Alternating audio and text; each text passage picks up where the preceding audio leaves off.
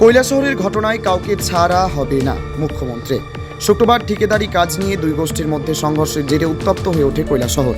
পরিস্থিতি নিয়ন্ত্রণে আনতে পুলিশকে শূন্যে 4 থেকে 5 রাউন্ড গুলি চালাতে হয়। শনিবার এই ঘটনা নিয়ে প্রতিক্রিয়া ব্যক্ত করতে গিয়ে রাজ্যের মুখ্যমন্ত্রী ডাক্তার মানিক সাহা বলেন, কৈলাসহরের ঘটনার বিষয়ে তিনি খোঁজ খবর নিয়েছেন। যারা এই ধরনের কাজের সাথে লিপ্ত তাদের কাউকেই ছাড়া হবে না। তিনি এই দিন ঘটনার জন্য বিরোধীদের পুরাতন সংস্কৃতির দিকে আঙুল তোলেন। তিনি বলেন, এতদিনের পুরনো সংস্কৃতি থেকে এখনও তারা বেরিয়ে আসতে পারেনি। টেলিভিশনের পর্দায় আমি দেখেছি, তাছাড়া আমার কাছে ইনফরমেশনে এসছে, আমি খবরও নিয়েছি এবং ভিতরের খবরও চলে এসছে। তো যারা এই ধরনের কাজে লিপ্ত থাকবে কাউকে কিন্তু ছাড়া হবে না।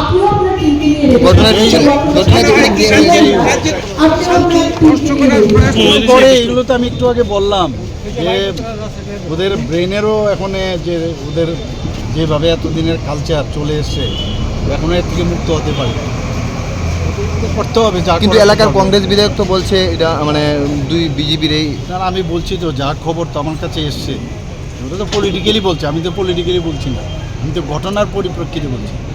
আর এখানে মধ্যে রাজনীতি না নিয়ে আসাই ভালো।